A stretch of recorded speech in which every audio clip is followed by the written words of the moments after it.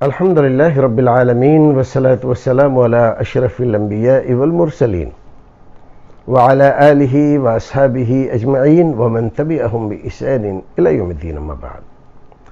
ناظرین خیر مقدم ہے آپ کا کریم ٹی وی اردو میں. آج کی مجلس میں ایک سوال ممبئی سے جناب محمد رئیس صاحب نے بھیجا ہے. سوال ایک نہیں ہے، ایک سے زائد ہے، لیکن ایک ہی چیز کے تعلق سے ہے. سوال کرتے ہیں کہ عقیقہ کس دن کرنا چاہیے. دوسری بات، عقیقے میں لڑکے اور لڑکی میں کتنے جانور ہونے چاہیے. تیسری شق ہے اسی سوال کی کہ کیا قربانی کے جانور میں عقیقے کا حصہ ڈال سکتے ہیں. تو سوال تھوڑا بڑا ہو گیا ہے، لیکن ہم اختصار میں اس کا جواب دینے کی کوشش کرتے ہیں. دیکھیے، رسول اکرم صلی اللہ علیہ وسلم نے جو ہدایات ہمیں دی ہیں، ان ہدایتوں میں آپ کا فرمان یوں ہے: یعق عنہ یوم سابعہ ویزال عنہ الاذی. بچے کی پیدائش کے بعد بطور شکریہ اللہ کی رضامندی اور اس کی خوشنودی کے لیے بچے کی طرف سے بطور فدیہ جانور ہم ذبح کریں. کون سے دن؟ 7ویں دن. یہ اصل سنت ہے، 7ویں دن عقیقہ کیا جائے. یہ اصل سنت ہے رسول اکرم صلی اللہ علیہ وسلم کی. کوئی مجبوری ہو جائے، واقعی مجبوری، یہ نہیں کہ ابا نہیں آئے ہیں، دادا نہیں آئے ہیں، چاچا نہیں آئے، یہ مجبوری نہیں ہے، یہ منمانی ہے. اور شریعت میں منمانی کی کوئی جگہ نہیں ہے. یہ سنت ہے تو سنت کو سنت کے طریقے سے کیجیے.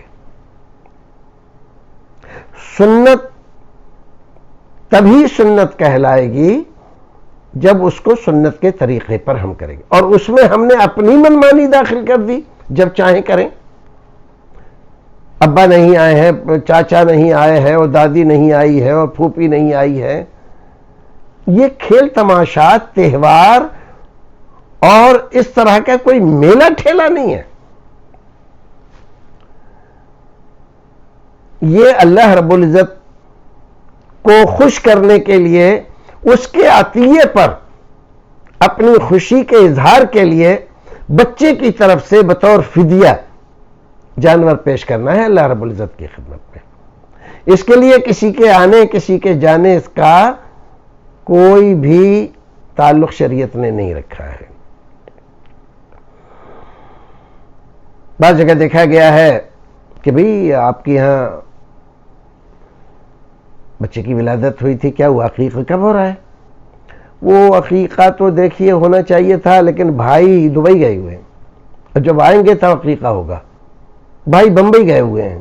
ارے دبئی بمبئی سے کیا تعلق ہے عقیقے کا؟ عقیقے کا ان جگہوں سے کوئی تعلق نہیں ہے، نہ بھائی کے آنے سے کوئی تعلق ہے. بھائی وہاں سے کسی کو بھی مکلف کر دیں کہ میرے ہونے والے بچے کی طرف سے آپ عقیقہ کر دیجئے، یا جو موجود ہے گھر میں خاتون اپنے شوہر کے صلاح مشورے سے تمام چیزوں میں فیصلہ لیتی ہے، وہ یہ بھی فیصلہ لے سکتی ہے کہ اپنے بچے کا عقیقہ کرے گی. عقیقہ کریں تو کب کریں گے؟ 7ویں دن. اب اگر کوئی شرعی مجبوری ہو جائے تو بعض آثار، یعنی صحابہ کرام کے فتوے، تابعین کے فتوے اس انداز کے ہیں کہ 14ویں دن کر دیا جائے، 21ویں دن کر دیا جائے. اور بعض لوگوں نے یہ بھی فتویٰ دے رکھا ہے کہ زندگی میں کبھی کر دیا جائے. کبھی کر دیا جائے یہ عقیقہ نہیں ہے، یہ منمانی ہے آپ کی. اس کی حوصلہ افزائی نہیں ہونی چاہیے. شریعت نے جس چیز کو جس مقصد کے لیے رکھا ہے وہ مقصد 7ویں دن ہی پورا ہوتا ہے. وَيُزَالُ عَنْهُ الْأَذَى. بچہ 40 سال کا 45 سال کا ہو گیا، اب آپ ازالہ اذا کرنے چلے ہیں آپ. تو یہ اس طرح کے فتوے اگرچہ بعض آثار کی وجہ سے یا بعض علماء کے فتوے کی وجہ سے جائز ہیں، لیکن اصل سنت رسول اکرم صلی اللہ علیہ وسلم کی ہمیں ملحوظ خاطر رکھنا ہے، اور تبھی کرنا ہے جب ہمارے رسول کہیں. رہی دوسری بات کہ کون سے جانور کرنے چاہیے، تو جہاں تک ممکن ہو چھوٹا جانور کرے، چھوٹا جانور کرے. لڑکے کی طرف سے 2 جانور اور لڑکی کی طرف سے 1.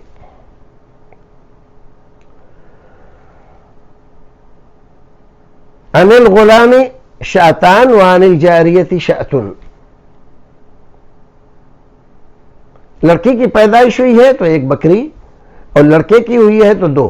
بکری، بکرا، مینڈھا، یہ سب کچھ کر سکتے ہیں آپ. بعض لوگ اس لیے نہیں کرتے کہ بہت مہنگا ہے. بکرا تو مہنگا ہی ہے، آپ بکری کر سکتے ہیں، کون منع کر رہا ہے آپ کو؟ سماج میں اگر اس طرح کی پرمپرا شروع ہو گئی ہے، وہ یہ سوچ لو ہاں دیکھو بھائی انہوں نے بکری کی ہے. ارے ان بکواس کرنے والوں کی بات پر ہمیں نہیں جانا، ہمیں رسول اکرم کی سنت ادا کرنا ہے. اس پر کوئی آدمی ہنستا ہے، منہ بناتا ہے، تو بنانے دو اس کو، اس کی فکر مت کرو. آپ بکرے کی استطاعت نہیں رکھتے، بکری کر سکتے ہیں کہ بکری سستی ملتی ہے تو آپ وہ کر سکتے ہیں. تو بچے کی طرف سے 2 جانیں، بچی کی طرف سے 1 جان. بڑے جانور کے سلسلے میں اختلاف ہے علماء کرام کے درمیان، اور جہاں تک ممکن ہو اختلاف سے ہمیں بچنا چاہیے. جو صحیح حدیثیں عقیقے کے سلسلے میں وارد ہیں، رسول اکرم صلی اللہ علیہ وسلم سے چھوٹے جانور ہی کا ذکر ملتا ہے. اگرچہ بعض روایات میں بعض لوگوں کی طرف سے بڑے جانور کا ذکر آتا ہے، لیکن وہ رسول اکرم صلی اللہ علیہ وسلم کی حدیث نہیں ہے، نہ آپ کا عمل ہے. بہرحال اب تیسری بات، تو کب کرنا ہے؟ 7ویں دن.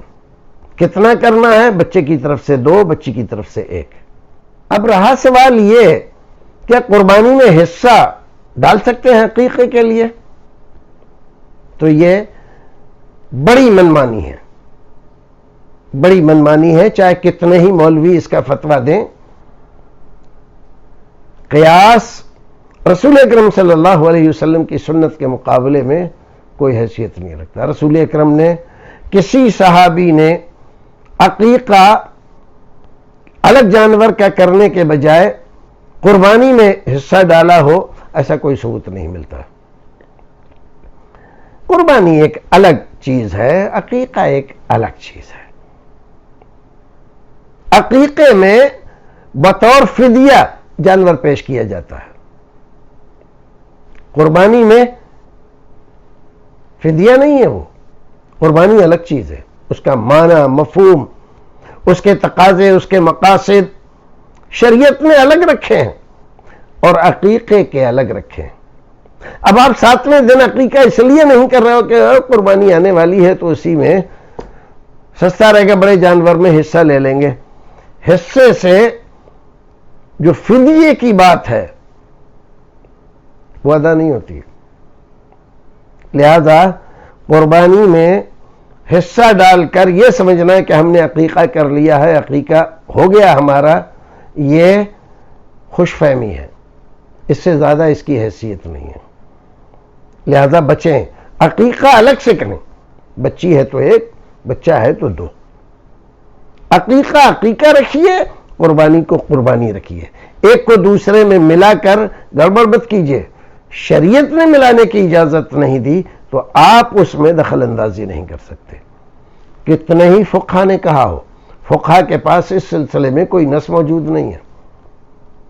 رسول اکرم صلی اللہ علیہ وسلم کا کوئی عمل، کوئی آپ کا فرمان یا صحابہ کرام کا کوئی عمل جس کو رسول اکرم نے ملاحظہ فرمایا ہو اور اس پر سکوت فرمایا ہو، ایسا کوئی ثبوت نہیں ملتا. لہذا آپ عقیقہ الگ رکھیے، قربانی الگ رکھیے. نہیں ہمارے یہاں ہے، یہ ہمارے یہاں کا مسئلہ آپ اپنے یہاں رکھیے، شریعت کے مسائل میں اپنے یہاں کو داخل مت کیجیے۔ اللہ رب العزت ہمیں اور آپ کو نیک عمل کرنے کی توفیق عطا فرمائے، اور جہاں تک ممکن ہو رسول اکرم صلی اللہ علیہ وسلم کی سنت پر اس جذبے کے تحت کہ یہ میرے رسول کی سنت ہے اور میں سنت پر عمل کروں گا، اسی کے تحت یہ چیزیں ہمیں عمل میں لانی چاہیے۔ پھر ملتے ہیں ایک نئے سوال کے ساتھ۔ السلام علیکم ورحمۃ اللہ وبرکاتہ۔